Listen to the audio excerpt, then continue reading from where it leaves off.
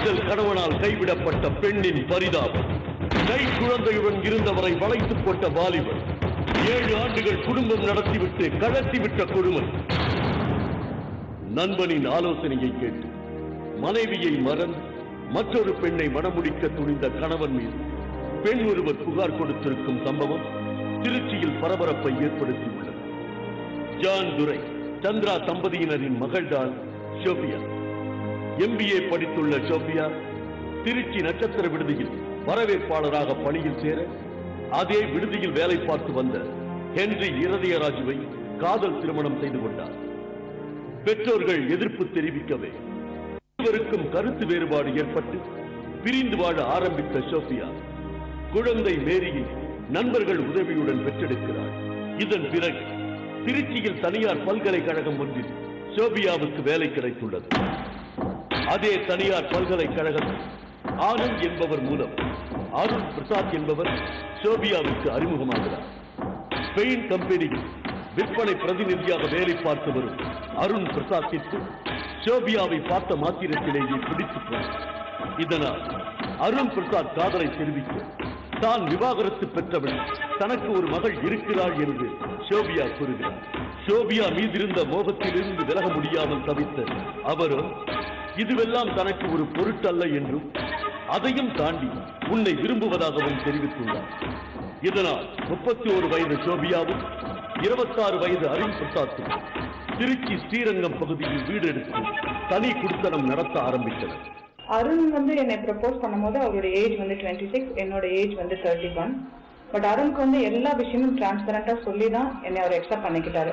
அன்னைக்கு நான் யோசிச்சு பார்த்தேன், என்னோட லைஃப்ல என்னைக்குனாலும் எனக்கு ஒரு ஆண் துணை வேணும், எனக்கு ஒரு சப்போர்ட் வேணும்னு யோசிச்சு பார்த்து பலமுறை யோசிச்சு பார்த்து ரொம்ப ஆராய்ஞ்சதுக்கு அப்புறமா நான் அவங்களை எடுத்துக்கிட்டேன். பட் 100% என்னோட விஷயத்துல அவருக்கு எல்லா விஷயமும் உண்மையாகவே தெரிஞ்சதுக்கு அப்புறம் மனப்பூர்வமா தான் எடுத்துக்கிட்டாரு. என்னை கல்யாணம் பண்ணவேன்ற ப்ராமிஸ் கொடுத்து தான் என்னோட லைஃப்ல அவர் வந்தார். அன்னையில இருந்து நாங்க 2 பேரும் ஒருத்தருக்கு ஒருத்தர் கணவன் மனைவியா தான் வாழ்ந்துட்டு இருந்தோம். இவர்கள் இருவரும் 7 வருடமாக குடும்ப வாழ்க்கையை நடத்தியதன் காரணமாக ஷோபியா ஒன்றல்ல 2 அல்ல 3 முறை கருவுற்றிருக்கிறார். முதல் 2 முறையும் உனக்கிருக்கும் குழந்தை மேரியே என் குழந்தை, எனவே நமக்கு குழந்தை வேண்டாம் என்று கூறி அருண் பிரசாத் ஷோபியாவின் கர்ப்பத்தை கலைத்துள்ளார். இவளுடைய இந்த ரிலேஷன்ஷிப்ல பாத்தீங்கன்னா 7.5 years நாங்க 2 பேரும் ஒன்னா வாழ்ந்திருக்கிறோம். இதுல நான் 3 தடவை எனக்கு அபார்ஷன் ஆயிருக்கு. பட் 3rd டைம் ரொம்ப கிரிட்டிக்கலா போனதுனால டாக்டர் அவரை கூப்பிட்டு என்ன சொல்லிட்டாங்கன்னா, பெட்டர் நீங்க பர்த் கண்ட்ரோல் பண்ணிக்க, ஒவ்வொரு டைம் இவ அபார்ட் பண்ணிக்கிறா, that is not advisable for health, அதனால நீங்க பர்த் கண்ட்ரோல் பண்ணிக்கோங்க அப்படின்ற மாதிரி சொன்னாங்க. இவங்களும் சொன்னாங்க, நமக்கு ஒரு குழந்தை இருக்கா அதுவே போதும், உன்னுடைய ஹெல்த்தும் இதனால மோசமாகிறதுனால நீங்க பர்த் கண்ட்ரோல் பண்ணிக்கோ, என்னைக்கு இருந்தாலும் நான் தானே உன் புருஷன், கடைசி வரைக்கும் நான் தானே இருக்க போறேன், நான் அப்பதான் பிசினஸ் ஸ்டார்ட் பண்ணிருக்கேன், கொஞ்சம் மேல வரட்டும், நான் உன்னை கல்யாணம் பண்ணிக்கிறேன்னு சொன்னாங்க. ஸோ அதை நம்பி அந்த ப்ராமிஸை நான் ஏற்றுக்கிட்டு, எந்த ஒரு மனைவியுமே கணவனுக்காக மட்டுமே பர்த் கண்ட்ரோல் பண்ணுவா, அந்த ஒரு விஷயத்தினாலதான் நானும் அவருக்காக பர்த் கண்ட்ரோல் பண்ணிக்க சம்மதிச்சேன். நான் அதே போல் பர்த் கண்ட்ரோல் பண்ணிட்டேன். இதற்கிடையில் தன்னை பதிவு திருமணம் செய்து கொள்ளுமாறு அவ்வப்போது ஷோபியா அருண் பிரசாத்திடம் வற்புறுத்தியும் வந்துள்ளார். அப்போதெல்லாம் நாம் இருவரும் நல்ல நிலைமைக்கு வந்துவிட்ட பிறகு நிச்சயம் திருமணம் செய்து கொள்வோம் என்று அருண் பிரசாத் தட்டி கழித்திருக்கிறார். இவ்வாறு வாழ்க்கை நகர்ந்து கொண்டிருக்க வேலை பார்த்து வந்த அருண் பிரசாத்திற்கு பதவி உயர்வுடன் சென்னைக்கு மாற்றல் வந்ததும் ஷோபியாவுடன் சென்னை வந்தார். சென்னைக்கு வந்த பிறகு அருண் பிரசாத் தன்னுடைய தொடர்பு மூலம் காதல் மனைவி ஷோபியாவிற்கு ஒரு தனியார் கம்பெனியில் வேலை வாங்கி கொடுத்துள்ளார். இதற்கிடையில் சில நாட்களுக்கு பிறகு சென்னையில் பார்த்து வந்த வேலையை அருண் பிரசாத் ராஜினாமா செய்துவிட்டு திருச்சி புத்தூரில் பெயிண்ட் கடை வியாபாரத்தை தொடங்கினார். 2009 இவர் நான் திருச்சியில போய் பிசினஸ் ஸ்டார்ட் பண்ணணும்னு சொன்னாரு. இனிஷியலா பணம் கொஞ்சம் தேவைப்படுதுன்னு சொன்னாரு. நானும் 1.5 lakhs கொடுத்தேன். அப்புறம் அவங்க அம்மா அப்பானோட ஹெல்ப்போட ஒரு 1.5 lakhs போட்டு 3 lakhs போட்டு பிசினஸ் ஆரம்பிச்சாங்க திருச்சியில. திருச்சி கோட்டிங்ஸ் அப்படின்ற பேர்ல இங்க பிசினஸ் ஸ்டார்ட் பண்ணி இருக்காங்க. வியாபாரம் நன்றாக போய்கொண்டிருக்க அதை விரிவுபடுத்த வேண்டும் என்ற எண்ணம் தோன்றியதால் தனது ஆரம்பகால நண்பனான ஆனந்திடம் போய் அருண் பிரசாத் ஆலோசனை கேட்டுள்ளார். இங்குதான் ஒரு குடும்பத்திற்குள் சகுனியாக நுழைகிறார் ஆனந்த். தனது ஆரம்பகால நண்பனான ஆனந்திடம் போய் அருண் பிரசாத் ஆலோசனை கேட்டுள்ளார். இங்குதான் ஒரு குடும்பத்திற்குள் சகுனியாக நுழைகிறார் ஆனந்த். நீ ஏன் ஷோபியாவுடன் வாழ வேண்டும்? இப்பவும் நீ இன்னொரு திருமணம் செய்து கொள்ளலாமே என்று விஷ வார்த்தைகளை வசியப்படுத்தும்படி அருண் பிரசாத்திடம் கூறியுள்ளார் ஆதி. இதனால் இன்னொரு திருமணம் செய்து வரதட்சணை பெற்று வியாபாரத்தை பெருக்கிக் கொள்ள வேண்டும் என்ற ஆசை அருண் பிரசாத்திற்கு வேரூன்றி போனது.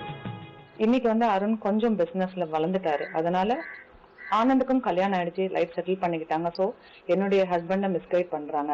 நீ நான் பாரு கல்யாணம் பண்ணிக்கிட்டேன், வரதட்சணை வாங்கி கல்யாணம் பண்ணி இன்னைக்கு லைஃப்ல செட்டில் ஆயிட்டேன், அந்த மாதிரி இந்த பொண்ணை வச்சுட்டு நீ லைஃப் லாங்க வெளியில ஒரு பப்ளிக்கான ஒரு இமேஜோட நீ வாழ முடியாது. நீ ஒரு பொண்ணை கல்யாணம் பண்ணிட்டீங்கன்னா உனக்கும் வரதட்சணை கொடுப்பாங்க, அதை வாங்கி நீ திருப்பி மேலும் பிசினஸ்ல இன்வெஸ்ட் பண்ணலாம், மேல வரலாம், அதனால நீ இவ்வளவு கலட்டி விட்டுரு அப்படின்னு சொல்லி இன்னைக்கு ஆனந்த்ன்றவங்க என்னுடைய ஹஸ்பண்ட மிஸ்கைட் பண்றாங்க. இதன் விளைவாக சோபியாவிடம் சந்தோஷமாக வாழ்க்கை நடத்திய அருண் பிரசாத்தின் நடவடிக்கையில் மாற்றங்கள் வர தொடங்கின. திருச்சியில் வியாபாரத்தை நடத்தி வந்ததால் சென்னைக்கு வராமலும் போனில் கூட பேசாமலும் இருந்து வந்துள்ளார்.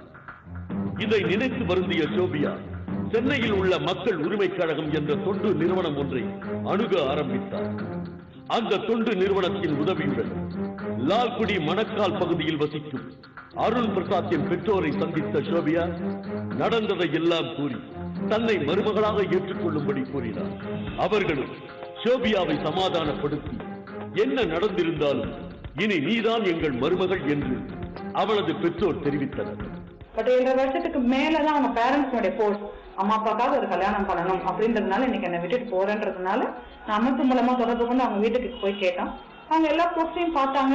ஆமா, என் பையன் மேல தப்பு இருக்குது, நாங்க ஒத்துக்கிறோம், நான் ஒரு 1 வீக் டைம் கொடுங்க, நான் உங்களுக்கு டேட் ஃபிக்ஸ் பண்ணிட்டு கூப்பிடுவோம்னு சொல்லி எங்களை அன்னைக்கு நல்லபடியா பேசி அனுப்பி வச்சாங்க. அந்த நம்பிக்கையோட நாங்களும் திரும்பி எங்க ஊருக்கு போயிட்டோம். இந்த வார்த்தையில் நம்பிக்கை அடைந்த சோபியா சென்னை திரும்பி வந்து விடுகிறார். இந்த தகவல் அறிந்த அருண் பிரசாத், உன்னை அவர்கள் மருமகளாய் ஏற்றுக்கொள்ள மாட்டார்கள், வேண்டுமென்றால் என் அப்பா அம்மாவின் விருப்பமாக ஒரு பெண்ணை கட்டிக்கொள்கிறேன், உன்னை வைத்துக் கொள்ளுகிறேன் என்று கூறினார். பிசினஸ் ஸ்டார்ட் பண்ணி ஒரு 2-3 இயர்ஸ் ஆயிடுச்சு. ஓரளவுக்கு நல்லா போயிட்டு இருக்கு. பட் இன்னைக்கு என்னோட மெயின் ப்ராப்ளம் என்னன்னா, பிசினஸ் ஓரளவுக்கு நல்லா போனதே, இப்ப நம்ம கல்யாணம் பண்ணிக்கலாமா அப்படின்னு கேட்கும் போது எனக்கு வேற ஒரு கதையை சொல்றாங்க. என் பேரண்ட்ஸ் உன்னை அக்செப்ட் பண்ணிக்க மாட்டேங்கிறாங்க. ஏன்னா அவங்கள ரொம்ப வில்லேஜ் சைட்ல இருக்கிறாங்க, இது அவங்களால புரிஞ்சுக்க முடியாது. அதனால எங்க அம்மா அப்பாக்காக நான் ஒரு கல்யாணம் பண்ணிக்கிறேன், நீ உன்னை நான் வேணா வச்சுக்கிறேன், இவ்வளவுதான் என்னால பண்ண முடியும் அப்படின்னு சொல்றாங்க. அதிர்ச்சியில் உறைந்த சோபியாவிற்கு அடுத்தபடியாக ஒரு அடி விழுந்தது. அருண் பிரசாத்தின் நண்பன் ஆனந்த் சோபியாவிற்கு போன் செய்து மிரட்டியுள்ளார். பெசானி ஆனந்த்னு இவங்களுக்கு ஒரு க்ளோஸ் ஃப்ரெண்ட் இருக்காங்க. அவங்க நான் கவனிச்சுக்கிறேன் அவளை, நீ சாட்சியை எங்க வேணா நான் சாட்சி சொல்றேன், அவளை நான் கேரக்டர் அசாசினேட் பண்ணிடுறேன், நீ தைரியமா இருன்னு சொல்லி அவங்க என்னை ரொம்ப அசிங்கப்படுத்தி அவளை பேசினாங்க. சரி, இதை நான் திருப்பி அந்த அமைப்பு மூலமா சொல்லி திரும்பி நாங்க அவங்க வீட்டை போய் தொடர்பு போனோம். அப்ப எங்களை ரொம்ப அசிங்கப்படுத்தி அனுப்பினாங்க. எங்க அம்மா அப்பாக்கு வீட்டுக்கு கால் பண்ணி த்ரெட் பண்ணாங்க, இந்த மாதிரி உங்க பிள்ளைய நாங்க ஜெயில தூக்கி போட்டுருவோம், உங்க குழந்தைய நாங்க உண்டு இல்லைன்னு பண்ணிடுவோம், இதுக்கு மேல அவ இந்த விஷயத்துல போராடினாக்க நாங்க முடிச்சிடுவோம் அப்படின்னு சொல்லி த்ரெட் பண்ணாங்க. இதை தொடர்ந்து சோபியா லால்குடி காவல் நிலையத்தில் அருண் பிரசாத் மற்றும் அவரது உறவினர்கள் மீது புகார் கொடுத்தனர். இதனால் இந்த வழக்கு சென்னைக்கு மாற்றப்பட்டது. இந்நிலையில் விசாரணை மேற்கொண்ட காவல்துறையினர் அருண் பிரசாத் மற்றும் அவரது நண்பன் ஆனந்தையும் கைது செய்து சிறையில் அடைத்தனர். அருண் பிரசாத் குடும்பத்தார் வசிப்பதோ லால்குடி, வழக்கோ சென்னையில் என்றால் இது எவ்வளவு பெரிய ஏமாற்று வேலை என்பது சாமானியனுக்கும் புரிந்துவிடும். இதை ஏன் என்று கேட்ட சோபியாவும் லால்குடி காவல் நிலைய போலீசாரால் மிரட்டப்பட்டார். இதைத் தொடர்ந்து தனக்கு நியாயம் கிடைக்க திருச்சி மாவட்ட காவல்துறை கண்காணிப்பாளர் லலிதாவை பார்த்து சோபியா புகார் கொடுத்தார். இன்னைக்கு இது டிஎஸ்பி கையில இருக்குது. பட் இன்னைக்கு அவங்க முடிச்சு கொடுப்பேன் அப்படின்னு ஒரு நம்பிக்கை கொடுத்திருக்காங்க. நான் எதுக்காக சென்னையில இருந்து நான் இங்க இந்த மணக்கால்ன்ற ஒரு போலீஸ் ஸ்டேஷன்ல கம்ப்ளைண்ட் கொடுத்தேன்னா, எனக்கு என்னுடைய கணவர் இங்கதான் இருக்கிறாரு, எனக்கு பிரச்சனை இந்த இடத்துலதான் இருக்குது, அதனால எனக்கு இந்த இடத்துலதான் நியாயம் வேணும் அப்படின்றதுக்காக தான் நான் வந்திருக்கேன். எனக்கு லைஃப் வேணும், எனக்கு அவங்களை பனிஷ் பண்றதுக்கோ இல்ல அவங்களை காமிச்சு கொடுக்கறதுக்காகவும் நான் இங்க வரல. எனக்கு லைஃப் வேணும். ஏன்னா நான் ஹஸ்பண்ட் ஒய்ஃபா தான் வாழ்ந்தேன்.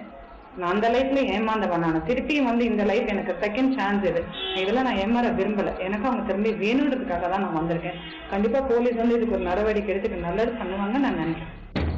தற்போது உதவி கண்காணிப்பாளர் சுப்பிரமணியன் தலைமையில் சோபியா கொடுத்த வழக்கு விசாரிக்கப்பட்டு வருகிறது. இவ்வளவு சம்பவத்திற்கு மூல காரணமாக விளங்கும் அருண் பிரசாத்தின் நண்பன் ஆனந்திற்கு ஏற்கனவே சோபியா மீது ஒரு கண் இருந்ததாகவே கூறப்படுகிறது.